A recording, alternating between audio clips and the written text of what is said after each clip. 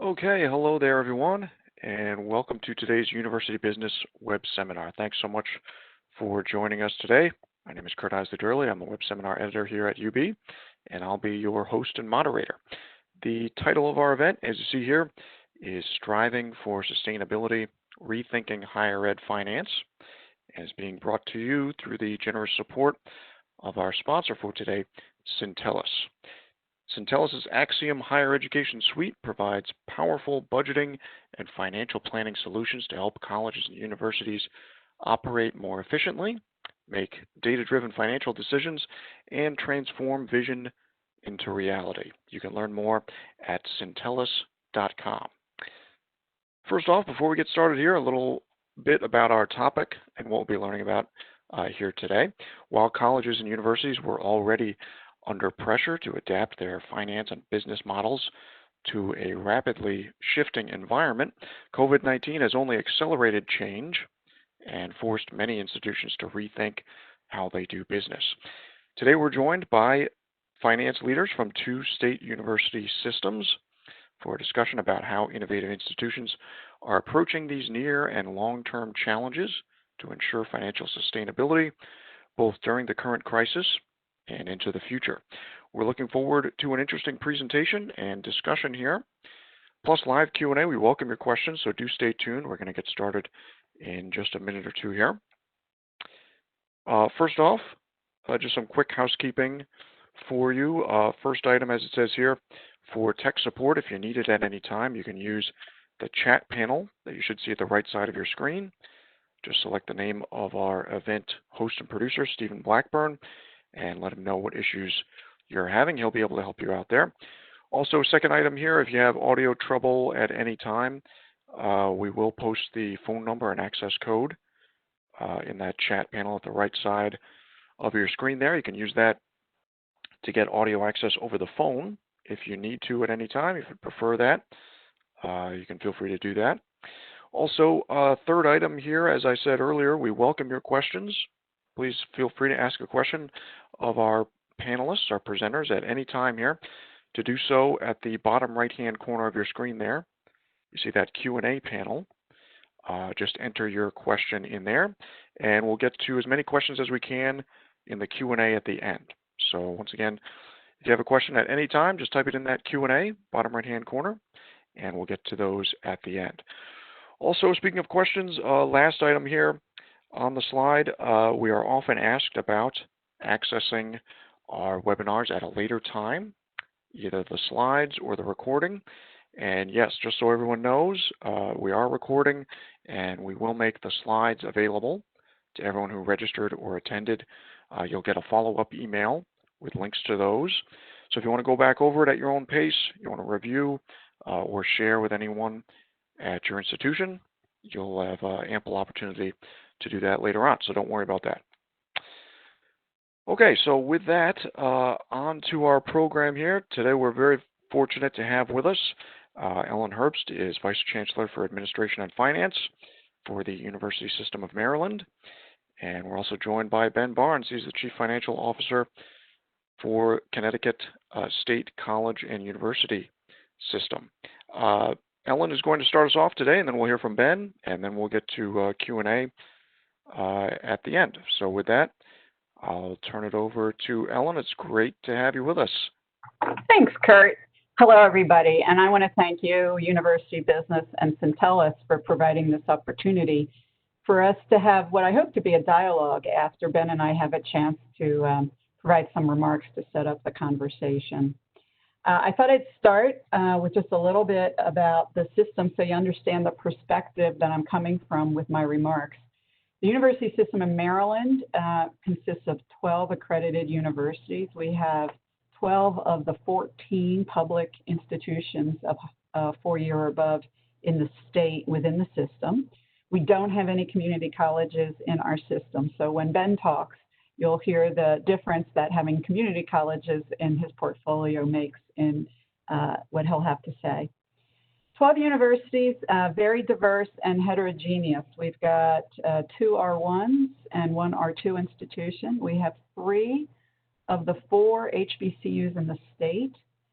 We have an online university that's been in existence for decades, which has turned out to be a real plus in this time, as we'll talk about. We have a number of comprehensive universities. We have a university that is dedicated pretty much to adult learners, and we have a couple of law schools and a medical school. In addition, we have something that is a little unusual we've found across the country. We have 3 regional centers. These are not satellite campuses. These are locations throughout the state where we don't have a university physical presence, where we bring programs from all of the universities to those centers, and we coordinate amongst the universities. This has also proved very helpful during COVID. The enrollment and budget vary tremendously amongst those institutions. The other important thing, as I talk about what we've done, is to understand the legislative authority and the kind of division of authority between the universities and the system itself. Our system is set up as what we call an institution-centric system. This means that the presidents are considered the CEOs of their universities. They have all authority to make decisions on managing their universities. The role of the system is policy, guidance, oversight, convening, and management of our fund balance and cash balances, which of course provides an important tool as we're working with our universities. We have a great partnership with the state, both the governor's office and the legislature. Maryland has historically been and continues to be a generous contributor in terms of appropriations to higher education. The state believes in higher education. Its workforce is highly educated, and the state depends on the system as the largest provider of degreed workforce, particularly in healthcare, IT, and engineering, and you can see some of those numbers on the screen. However, despite the fact we've been growing our graduate numbers in those areas, the need in the area from Baltimore to Richmond, which is kind of our workforce area we look at, Baltimore, Maryland, through DC, down into Richmond, Virginia, the needs in healthcare, IT, and engineering far outstrip our ability at this point to meet them. During COVID, we've seen demand for those programs continue, and we really haven't seen much decline in enrollment in those programs. We also have a strong emphasis on affordability, and we work with the state. And when we talk to the state about appropriations, we're always expected to talk about where we're going to bring tuition in at, and it's a discussion and a negotiation.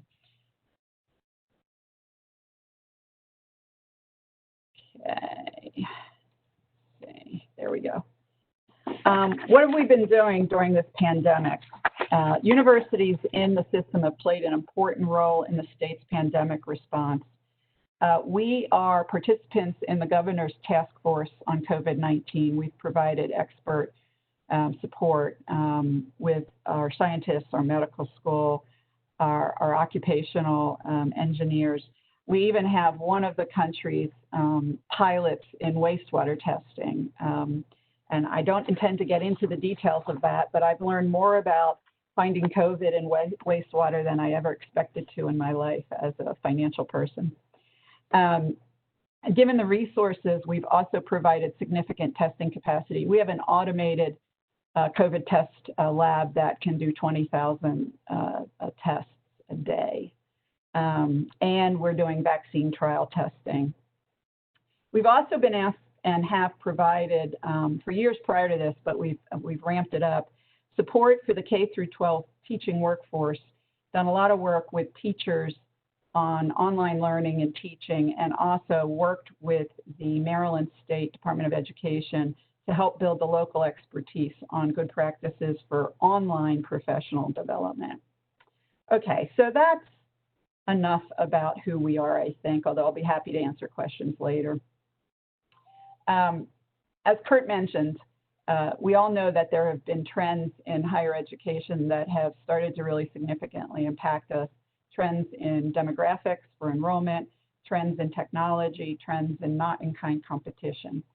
And that's certainly the backdrop with which we entered the pandemic. I will say, and I recognize the good fortune to be the financial person who is in a system that was financially strong going into this pandemic. We were fortunate to have built up enough financial stability that we think that will carry us through. That's not to say we are not taking financial impacts, and we'll talk about those and how we're dealing with them both in the short and the long term. But there's something to be said for getting into a crisis in a good financial position. Our bond rating is AA plus or AA1, depending on the rating agency. And we do issue debt on our own, separate from the state issuing debt. When we went into this pandemic, we talked with our presidents, and we meet with our presidents now 3 times a week. I meet with the vice presidents of administration and finance at each of the universities twice a week. Similarly, we meet with the VPs of student affairs, the health center directors, the facilities managers, basically all the councils that we've developed of functional experts throughout the system. We now meet with them multiple times a week in most cases to coordinate at a level that we've never done before. We've coordinated policy, we've coordinated approaches, we've coordinated the guidance, both in terms of health and safety, education, and financials. And at the very beginning, we established some values that we were going to hold to during this pandemic. And the first value is we're going to do the right thing, and then we're going to figure out how to manage the financial impact. Again, I recognize that having a strong financial position going in makes that something we could do. And I'm not saying that everybody started from that position, but it's been wonderful to be able to come from that place because we knew that we had to balance short-term financial impacts against long-term reputational issues. And we have an eye on the long-term issues and how we come out of this pandemic and what our reputation will look like at the end of this. And that's been driving a lot of what we're doing. So do the right thing. What that has meant specifically is health and safety of students, staff, and faculty are job one, and job one every single day. Now, some people say, well, why didn't you just do everything online then? That's the safest, isn't it? Well, we don't think so, and here's why. We all have student populations and student cohorts who benefit from being able to have a room in a dorm, being able to have a meal plan, have the support and services that we can offer on campus. We have students who have nowhere else to go, frankly, including our international students, and we have a significant cohort of international students across the system. We also recognize, and again, I mentioned we have a heavy concentration in engineering, science, health, healthcare professions, and we recognize that many of those programs, you must have experiential learning, you must have face-to-face labs. There's a lot you can do online, there's no doubt. So for instance, at our University of Maryland, Baltimore, which has the medical school and has a number of healthcare profession degrees, all the didactic education is online, but all the labs and experiential learning are face-to-face. So we were able to prioritize who needed to be on campus to continue their education.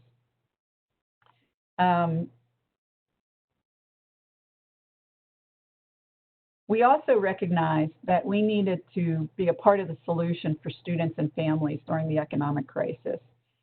We have a variety of average family incomes across our system. At one end of the spectrum, we have a university whose average family income is $150,000. At the other end of the spectrum, we have a university whose majority Pell Grant students. So we have all of that and everything in between. We made some decisions, as many people did across the country. We froze tuition, fees, room and boards at FY20 rates. We partially refunded select student fees, room and board. We prorated room and board, as many people did in the spring. We increased significantly the amount of financial aid we offered. And we did that both through our own funds, through the use of the CARES Act, and our system-wide foundation and our individual university foundations all raised funds specifically aimed at emergency needs of students. And I mentioned that the campuses provide food and shelter, health, mental health, And of course, they are a place where our students who don't have access to technology, whether they be rural or urban, if they don't have good access to broadband, they're not going to be successful in an online environment. So we also have turned our campuses into the IT backbone, if you will, for students. And we've spent an enormous amount of time and effort and money over the summer improving our professors' abilities to deliver remote teaching in an asynchronous environment. So, what's that all mean financially? We're doing the right thing, and what's it all mean financially? We've seen lost revenue in all areas. Tuition, as I mentioned, both because of the freeze. We have seen some enrollment decline. Overall, across the system, our enrollment is holding pretty steady, but you may remember I said we had an online university. Their enrollment is up in double digits, as you might expect in this environment.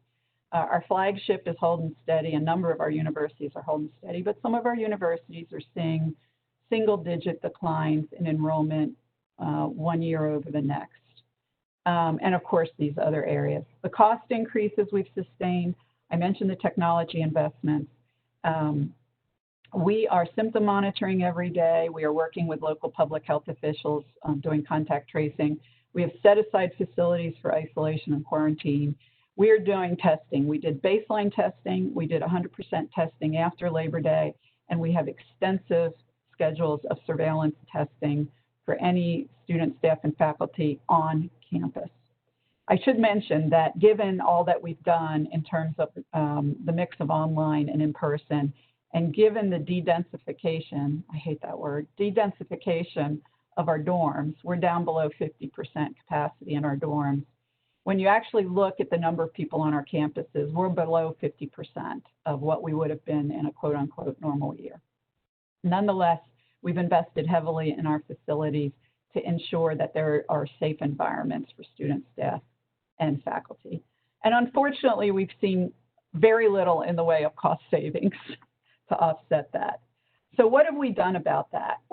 At the very beginning, and I mentioned that we talk to our VPs of admin and finance at all the universities twice a week and the presidents 3 times a week. And that's one of my takeaways, is we've tremendously ramped up our coordination and communication. And that's been a key success factor for us. At the very beginning, we set up an agreement as to what we called the financial toolbox.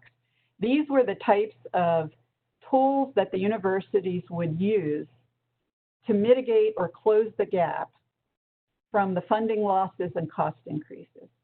On a monthly basis since June, we have created a template for our universities that all report on a monthly basis their latest estimates in each fund category and each cost category of how the coronavirus pandemic is impacting what they otherwise would have projected for FY21 budget. And that's an important distinction. We're basically looking at the delta off the budget projections. We are doing this monthly, and this is a shout out to our sponsor. We have, as I mentioned, 12 universities. We have 10 instances of financial systems. Now, it's 3 financial products, but we're running multiple instances. So I cannot at headquarters just, hit a button and get this kind of real-time detail. I wish I could, and we're working on a lot of ERP projects to bring that all together. But for now, what we're relying on are bringing together through a template we devised updates from all the universities. And the rule was you got to make up the gap. Now, how have we done that? Of course, we've all benefited from the Federal CARES Act funding. That was an important source. One of our guiding principles was the last thing we would do would be to impact existing personnel. So we did everything else we could. We cut non-personnel operating expenses.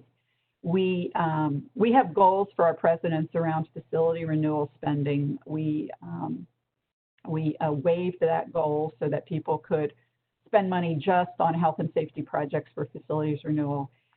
Our savings account, if you will, we call our fund balance and our fund balance reserve. We have allowed one-time use of fund balance savings to help offset, just for FY21, some of the gap.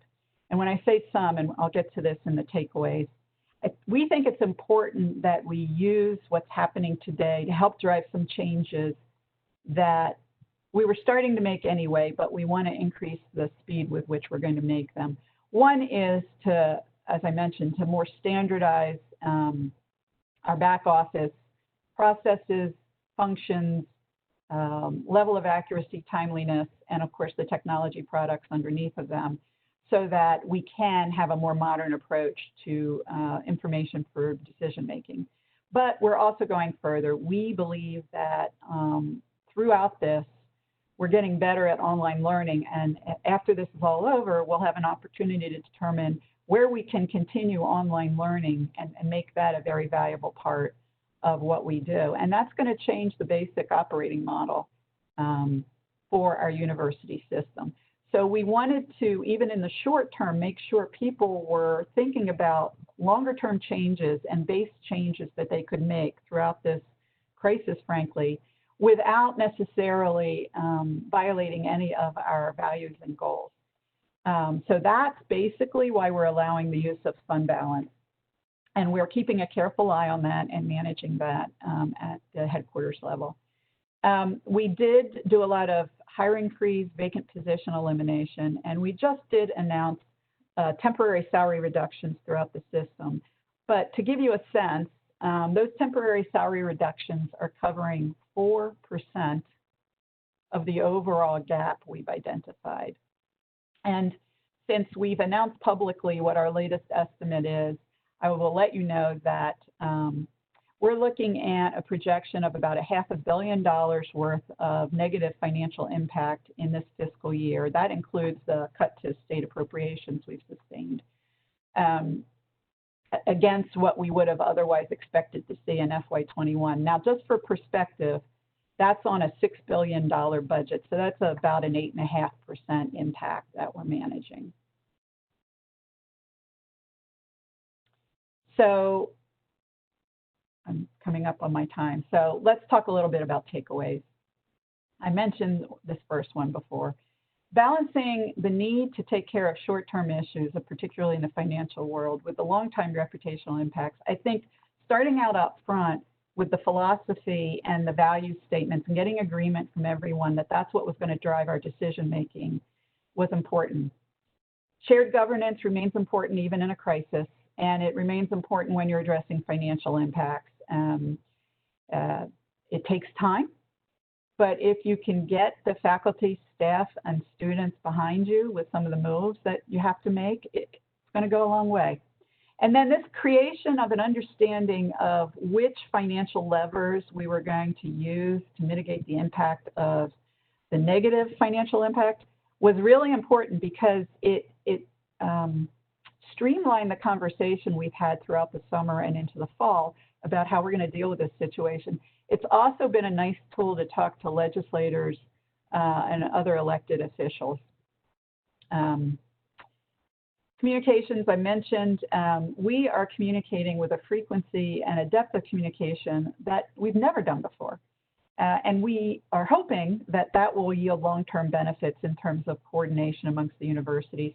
The other thing that's yielded is those universities that have resources that are particularly helpful during this crisis. So the medical schools, the R1s that are doing a lot of the research, and the healthcare programs that have nurses in training, social workers in training, physicians assistants in training, have actually been helping other universities as well as others throughout the state in dealing with testing and symptom monitoring.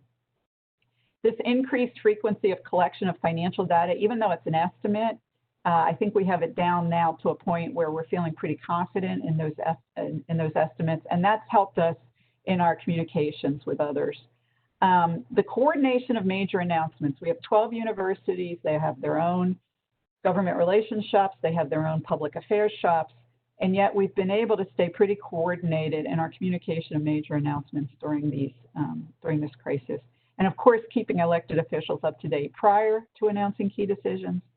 And then we've been pretty much relentless in communicating not only what we're doing for health and safety and the education of our students, but communicating both the short and longer term impact of COVID. So I will stop there. And I don't know whether I see something in the chat, but I think we want to do that afterwards, Kurt. Is that right? Yes, we'll get to questions at the end. And so then I can turn it over to my colleague, Ben, I think. Yep. Ben, you have it. Don't forget your mute button there, Ben.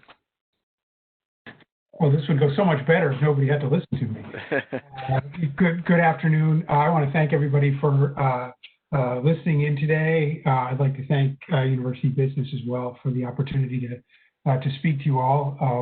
Gives me an opportunity to organize my thoughts about something that I think about constantly. So this is very helpful.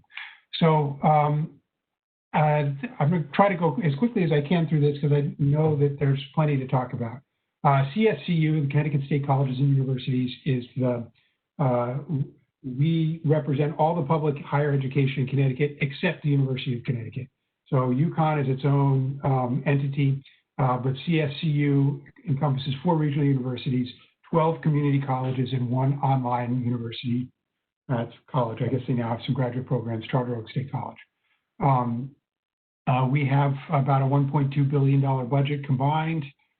We have 80,000 credit students. If you add in non-credit students in the community colleges, that number gets over 100,000.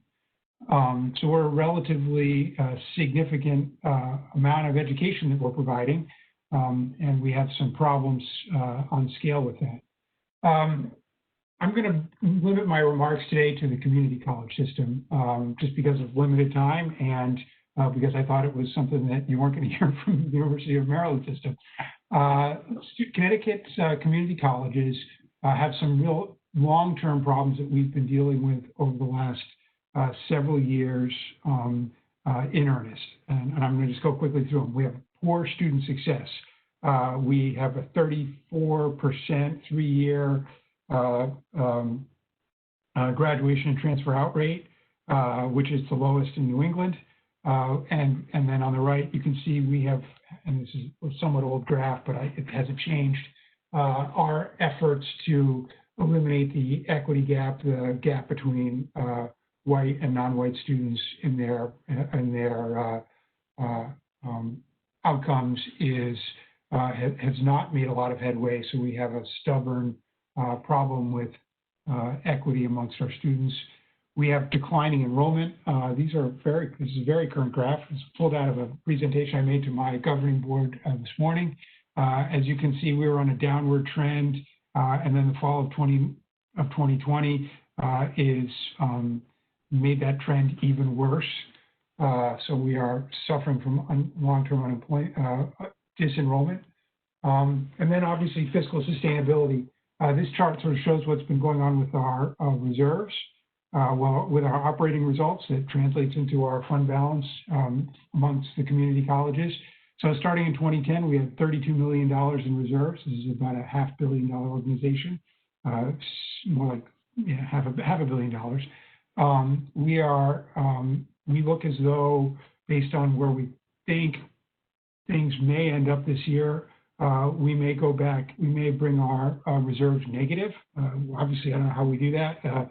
We're looking to find ways to avoid this outcome, but you can see the revenue fall off that we are projecting for this year is precipitous.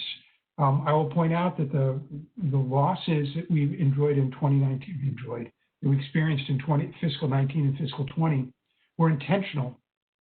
We are in the process of some organizational changes I'll talk about in a minute, but our plan had been to draw down on fund balance for 3 years while we simultaneously stood up a single accredited community college and then switch over the 12 accredited institutions into one single college.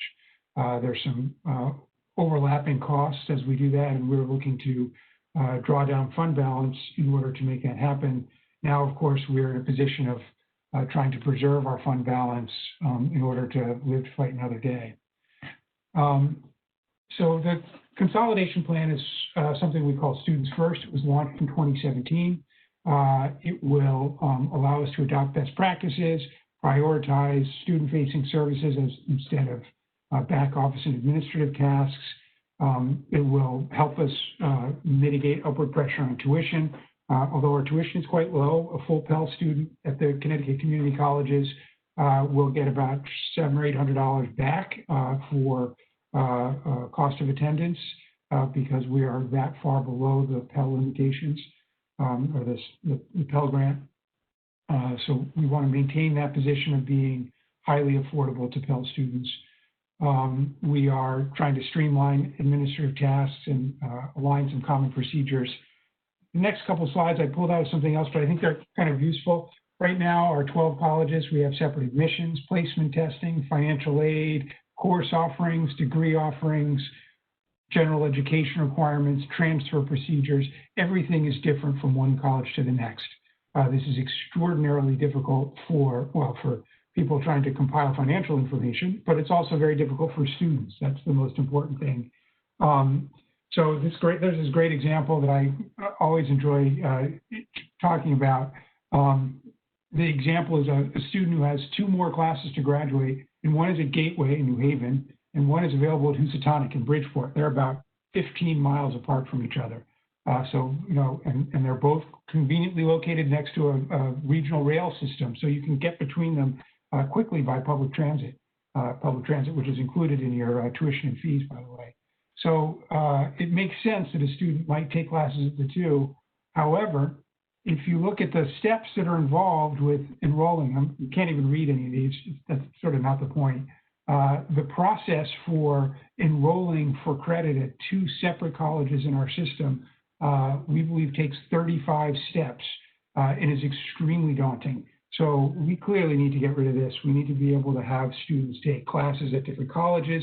We need to be able to have them have predictable enrollment procedures, predictable financial procedures and policies, predictable financial aid rules from one school to another across our system of community colleges. That's not what we have today. We're left with perverse and complex sets of rules that essentially punish students who may seek to take advantage of what we have across our full system. And obviously, Connecticut's a small state, so 12 colleges, all 12 are within an hour's drive of any location in the state of Connecticut. And there are many locations where you easily would have 6 campuses within a half hour. This is just an estimate of how much time and waste and resource there is.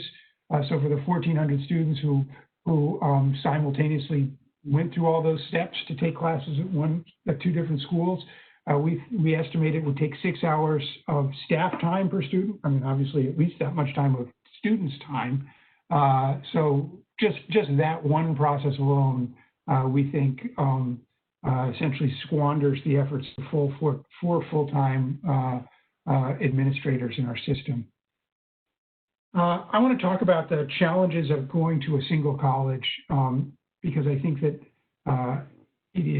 they are new challenges that I've never experienced in my career in public service, but they're sort of unique to the higher education context.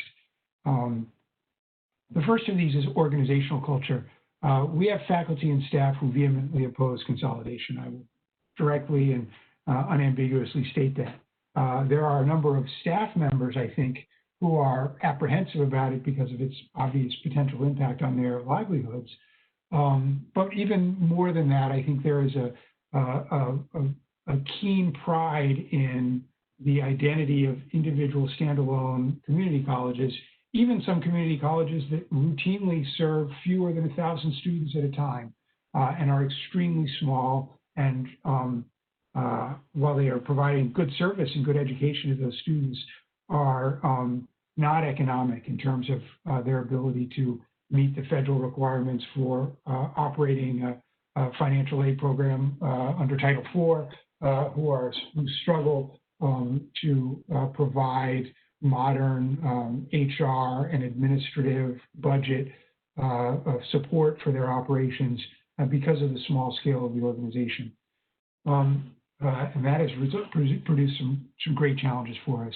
Human resources and labor relations is a big problem in Connecticut. Connecticut has probably the strongest legal protections for public employees in the country.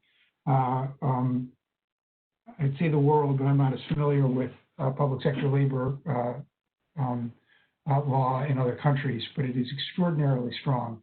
We are currently operating under labor contracts that provide job security protections through 2022 for our employees who were hired before 2017. We have very few non-unionized workers in the system, maybe a couple of hundred out of about 4,000 total employees. So this is an enormous challenge. They're not all in one union. They're in, I think, 12 unions, something like that. So we have a significant complexity anytime we want to reorganize anything. Technology, this is an enormous challenge for us. We've made very large investments in technology over the last 10 or 12 years, but it remains an enormous challenge and an obstacle in some ways to consolidation. So right now, the 12 community colleges operate on a single instance of our ERP. However, in order to accommodate the autonomy and independence of those 12 organizations, those 12 campuses, our ERP, its banner, have been significantly customized into, it's been commonly referred to as the 12 college solution. That has made it almost impossible for us to, or extremely challenging and expensive for us to upgrade our ERP or to accommodate new changes to our requirements. So when changes in the federal oversight of Title IV occur, and we need to do, report in a new way or provide new information, or we acknowledge a shortcoming in our compliance, it's very difficult to implement a new change. That is, we have some ability to pull data from all of our member institutions, but because of this system of technology that we have, that's extremely complicated. It requires a lot of effort to sort through when we make changes. Obviously, advancing this consolidation has become much more difficult under COVID. First of all, our revenue losses have eliminated, well, they haven't yet, but we anticipate that by the end of this fiscal year, our reserves in the community college side will be virtually depleted. On the regional university side, I anticipate our reserves being cut in half, more or less, and going from being minimally adequate to being being too small to protect our operations, and we will need to go through a period of effort to reestablish the reserves at the universities. Obviously, our enrollment is impacted. K-12 school issues are a big factor for us. Unemployment, fear of illness. These things have resulted in extreme drop-off in community college enrollment. Interestingly, the preliminary data show that we've actually held our own on enrollment of full-time students. However, we've seen a drop of about 20% on an FTE basis of part-time students in our system. The drop-off in enrollment has been most keenly felt at our urban institutions, as opposed to those that are in suburban locations or rural locations, and it has been appears to be most marked amongst minority populations. This obviously, considering the serving underserved populations, is central to our mission. This is a special challenge that we're going to have to find a way to overcome. Some of it can be overcome by managing our way through the pandemic and getting back to a time when we no longer have fear of illness and public health mandates governing our operation. But we also, I think, need to explicitly find ways to reestablish how welcome we are, how welcome we can be to poor minority and urban students. Lastly, our technology resources, which we would, the staff who implement our technology and the funding we have to make improvements to our technology have been redirected toward augmenting remote learning in a hurry. And so we have fewer resources available to sort through some of the technological challenges that we face toward on our way toward a consolidated one college future. So all these are challenges that we're facing, and we are going to continue to struggle with these as we go through COVID. I will have to, in a final point, I know I just have a couple of minutes left. We are now, we asked our Board of Regents, the governing board for the colleges and universities, to allow us to come back and resubmit our budget. It has been adopted before in June of 2020, but we asked for their permission and their support for us coming back to restack our budget in October based on enrollment and based on our better knowledge about how and how much it will cost for us to operate our campuses under the conditions of the pandemic.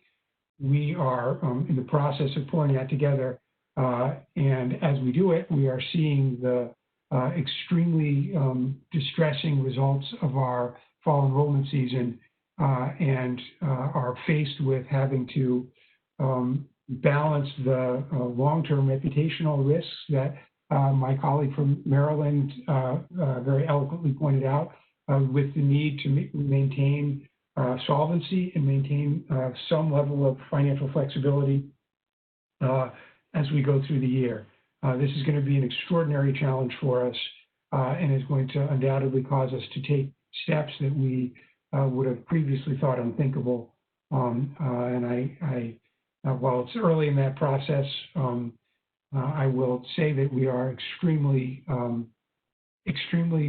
apprehensive about what the future holds for us, and we are doing everything we can to identify steps that could provide us with some short-term budget relief this year, and even more to the point, the ability to have a more successful financial model going forward. So as our enrollment returns after the pandemic, we're able to begin to reestablish our reserves and our financial wherewithal. So I think that is all I have. So I'm going to turn it back over to Kurt to lead Q&A. Great. Thank you so much, Ben and Ellen. Thank you both so much for being with us. I know you both are very busy and facing unprecedented challenges right now, and so we really appreciate you taking the time here. Yes, to our audience, we are getting some great questions coming in here. Just another couple quick reminders for you. We will be making these slides available and the archive recording available, so you'll be able to go back over if there's anything that you missed or you want to review. And then another quick reminder, if you do have a question, just enter it in the bottom right-hand corner, the Q&A, and we'll get to as many as we can here. Thanks to everybody who's been submitting questions. See, this is a good kind of overall one to start with. This person says greetings from the SUNY system, a finance leader in the SUNY system, and they just asked basically, how alarmed are you when it comes to the austere budget forecasts going forward? How concerned should my faculty be realistically? And follow up, how do I effectively communicate some of these financial concerns in plain English? I think you both mentioned the importance of communications and getting everybody on the same page and getting buy-in. How alarmed are you overall going forward? I mean, there's a lot of challenges here, and how do you communicate that in plain English? I guess I'll jump in first for this one. So first, I think it's very dependent on your situation, right, and your state's situation. One thing I would point out, a lot of states are using one of the Moody's scenarios Moody's developed back in late spring around how state revenues would recover. And of course, recovering starts after you've hit bottom. So If you look at those scenarios, which are available publicly, and I know, for instance, my state is using 2 of the scenarios in their planning about the recovery, and some of it's modeled on the recovery after the Great Recession. But what we're looking at is at least 3 years worth of down revenues and therefore appropriation pressure on higher education based on those models. And then, you kind of hit bottom and you start to climb your way out. So one thing to look at is how dependent is your university system on appropriations. Our university system, about 25% of our total funding comes from appropriations. So a significant hit there is a significant hit. If it's a larger percentage of your overfunding, obviously that's more of an issue. And if you remember some of the studies that have been done for how state support of appropriations have recovered from the Great Recession, a lot of states, we still weren't even back to where we were pre-2008 in terms of state support for higher education and appropriations. So that's part of it. The other thing I would say is you have to think about how communicative you've been up to this point, up to before the pandemic started, in talking about financials with your community, with your stakeholders, with your students, staff, and faculty. If it's something that hasn't been part of the conversation to date, you've got a lot of base work to do, right? Financials, especially in higher ed, are not intuitive. There's a lot of moving parts, and some of the impacts we're seeing could even be counterintuitive to folks who aren't comfortable talking about financials. So if you've already been talking, then you can talk from a here's where we were, here's why our position is changing. So that's something to think about. I am concerned. I think we have a plan. We will make our way through this crisis, assuming the bottom doesn't fall out. We've done a bunch of scenarios, including worst case scenarios. And again, because we came into this in a strong financial position, that gives us more options. If you came into this situation in a challenged position financially, we all know the numbers about the number of higher ed institutions, particularly small privates, who were either being bought or being shut down. The rate already was a bit alarming, and this is going to accelerate that. This is also going to accelerate some enrollment trends. Ben mentioned where they're seeing enrollment declines. We're seeing it in the same places. Low-income students, whether they be students of color or whether they be white students, rural students, we're losing through this pandemic the lowest income students. Even with all the financial support we can provide them, we're losing them. And these are students who might have been on the margin anyway to go on to get an education beyond high school. And we've got to understand how we can get those students back, either during or just after this crisis is over, because they represent a growing part of the population. So when you look at our addressable market into the future and you look at our traditional kind of 18 to 22-year-old student population, potential student population, that's not what's growing. And even within that cohort, the parts that are growing are the folks who are being the most challenged by this pandemic. So we're missing an opportunity to get that cohort of students engaged in higher education if we don't reach out and if we can provide more financial aid. But yeah, I'm concerned. I'm concerned for higher ed in general. I think there's going to be a shakeout as a result of this. Ben? Yeah, I'm deeply worried. I mean, it's sometimes hard to think about the potential longer-term bright spots. We have a short-term problem that's extreme and extraordinary, and we will have to take measures that we would never take of our own. We would never take if it weren't for the circumstances that we're in. So we will. I mean, in terms of I'll go right to the question. Should the faculty be concerned? Yes. We are. One of my colleagues said, "Well, this is such a tough time for us to talk about, eliminating jobs, especially for the lowest paid in our workforce." And I said, "Well, that's going to happen anyways. we are going to have, with 20% drop in enrollment or 10% drop in enrollment, we will have fewer adjuncts in the community colleges. Those are our lowest paid employees. I mean, I'm not telling anybody anything they don't know. We will have fewer of them simply because we have fewer students and fewer sections to fill as a result of that. I hope that's not permanent. I hope we're able to restore our enrollment and begin bringing people back. But everybody should be concerned. In the community college area, we are actually countercyclical. So when a recession comes and unemployment is high, we normally have very strong enrollment because people who lost their job and they want to go back to school and figure out how to become a machinist or become a phlebotomist or whatever it is, we're the ones who are waiting for them.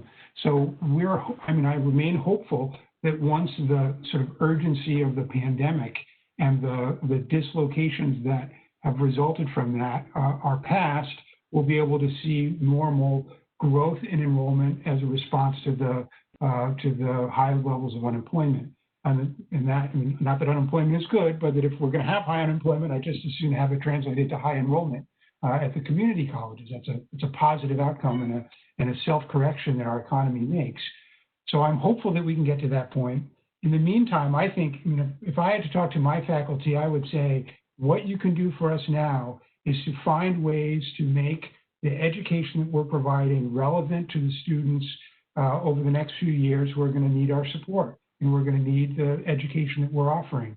So adapting to the online environment, working to advance programs that meet areas of workforce growth and being willing to examine our assumptions about where the demand for coursework is in the sort of workforce development area that's so important to community colleges. Those things are all going to be different as the economy changes. The demand for certain kinds of workers is not going to be what we thought it was going to be. And other kinds of workers, the demand is going to continue to grow. So we need to be adaptable and responsive to the needs of our students in order to bring them back into our campuses, and that's really ultimately the best way for us to recover here. Sure. Yeah. Thank you so much. And there are a bunch of comments and questions. People saying thanks for being candid. Your candid presentations. And actually, what you're saying there is a great lead-in to this question, Ben. I think you put it using the word "doing what we once thought unthinkable" to try and get through this. And someone asked about that. Do you think there's anything that can be considered a sacred cow now, or off limits, or is everything on the table? Is there anything? What do you think? Oh, I think everything is on the table. In fact, that expression crossed the lips of, I believe, 4 of my board members in this morning's meeting, making sure that everything is on the table. Obviously, we have all kinds of legal requirements that we have to honor. I mean, we have the requirements of Title IV and with in how we operate and manage the financial aid that we manage for the federal government. We have, as I pointed out, Connecticut has a very complex and strong set of legal protections for public employees that we need to work within. Although we have had plenty of internal deliberations about, well, how can we reconsider, and there are certain sort of categories of action that we wouldn't have thought about doing. Well, how could we do that? And is there a way for us to seek legislative permission and authority to do things that we've never done before, that we would never have thought possible in the past, but maybe now we should revisit? Are there new approaches which seemed like they weren't worth the trouble in the past, but may be worth the trouble now? So we are, even in the area of employment, which is one of the most heavily regulated areas for us, we are really trying to explicitly reconsider those sort of guardrails that we've honored in the past. Yeah, Kurt, if I could tag on to that, I think it's the how we're going to do things differently.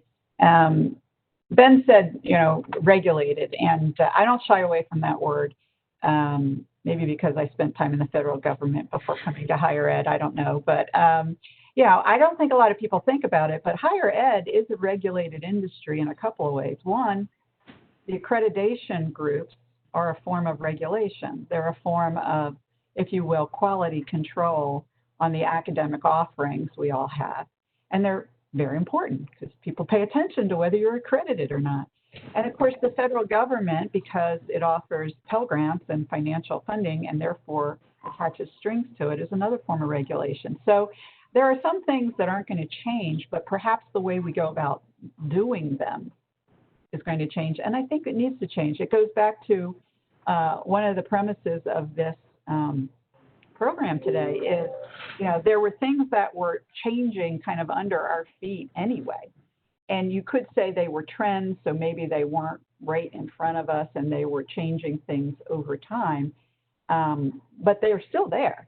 The demographic trends, the not-in-kind competition trends, the whole idea of the value of a higher education degree being increasingly questioned. We have the answers about, we can show people how much more money they're going to make, how much better their health is going to be with higher education, et cetera, et cetera. But yet we still have that question that's been raised over the last couple of years. So those things are still there. And if we can, while we're figuring out how to make our way through this crisis by doing things differently, we need to think about what are those different things that we should keep doing after the crisis. I realize that's the optimistic way to think about this, but we really do. There are a number of things we need to think about changing anyway before this pandemic came along. Sure. Yeah, thank you both. We just have a few minutes left. We may have to go over time a couple minutes if there's still a lot more questions here. Someone asked, Ellen, during your section, can you expand on the processes used for shared governance, financial decisions, and buy-in? Sure. So I can talk about it first from the kind of system working with the university leadership. And then each university has shared governance, but we also have shared governance at the system level. So we have on every university and at the system level, we have a council of university presidents, we have a council of university faculty senate, we have a council of staff senate, and we have a university system level student government council. And they all come from, the representatives from that all come from the 12 universities' versions of those same things. So that infrastructure was already in existence before the crisis. And during the planning process for fall, of course, spring semester was a whole different thing. We were all kind of making things happen quickly as the pandemic came upon us. But then we all had time to work and plan over the summer leading up to what our fall semesters look like. And all of the universities formed planning groups that had members from all of those stakeholder communities, as well as our collective bargaining representatives. And there was a lot of talk, of course, with community stakeholders. One of the things that was part of our absolute value system around this is every university is working directly with its local public health officials, for instance, and taking guidance from and partnering with them. But anyway, we had this whole stakeholder kind of governance structure already set up, and we built the plans for the fall within those structures already. Now, I'm not saying it was all, sweetness and light. When you start talking about work changes, when you start talking about whether a professor can come on campus unimpeded or not, when you talk about impacts to employees' salaries, those are very intense, stressful conversations. But the fact that we had that structure in place and we honored it and used it, even though it was hard, I think helped us. Okay. Sure. See, someone else asked, they say that the tuition and fee model has come under scrutiny by a lot of legislators. Fees are under attack. Are you seeing this in your states? What's the dialogue been? among your leadership on this hot button issue. Ben, is that a conversation you can have? Well, we've had that more with the universities. I mean, as I said before, our tuition and fees are quite low in the community colleges. I mean, they're not the low. I've seen other states have them even lower, but it's about, I don't know, $4,800 to take a full year of full-time coursework at our community colleges, which is well within the amount that you get if you have a EFC of 0 under the Pell program. So, so our lowest income student, we did a study that showed 60% of our students at the community colleges pay nothing out of pocket for tuition and fees. So it's less of an issue there. It's more of an issue for at the universities where the tuition is still very affordable compared to some schools in the world that we compete against, but not nothing, and a real and an obstacle for households. The issue about fees and the breakdown, I actually would welcome that. I would love to see if we could reduce the amount of our revenue that we're collecting through fees to tuition. I think that that's more straightforward to our students and their families who are thinking about how to pay for it. On the other hand, we have an obligation to bondholders to raise our university fee to pay those bonds off for the dormitories and similar situations. So we have limited ability to completely eliminate fees or reduce them as low as might be advisable. So that issue has not been a huge hot button issue for the legislature. They've been more focused on our consolidation plan, frankly, and whether they're supportive of that. I think generally they are, although there are strong opinions on both sides. But I am aware that it's a much bigger issue in other states, and I think it's likely the financial pressures are going to only become more acute as people have lost income and lost jobs. Okay, sure. Thank you so much. Well, we've reached the top of the hour here. I just want to be respectful of everybody's time and wrap things up here. So on behalf of all of us here at University Business, I'd like to thank our speakers once again, Ellen Herbst and Ben Barnes. Thank you both so much for taking the time for being with us here today. And thanks again to our sponsor, Syntellis, for their generous support of our webinar here today. And of course, to everyone in our audience, thank you so much for joining us. I hope you found our webinar informative and useful to you. You can find more coverage about issues such as the ones we discussed here in the pages of our print magazine, as well as our website and digital edition, through additional webinars like this one, and through our various e-newsletters, which you can sign up for free on our website, universitybusiness.com. Also, for those of you, as I mentioned before, who would like to share the content of this webinar with your colleagues, or if you want to go back over the presentation at your own pace, you can access it from our website. If you go to the web seminar section, it will be posted as an archive recording. And if you want to check out the slides, just look for that follow-up email you'll receive later on with links to those as well as the recording. So that's it for today's event. Once again, I'm Kurt Eisler for University Business on behalf of all of us here at UB. Goodbye, everyone, and enjoy the rest of your day and have a great fall semester. And thank you for joining us.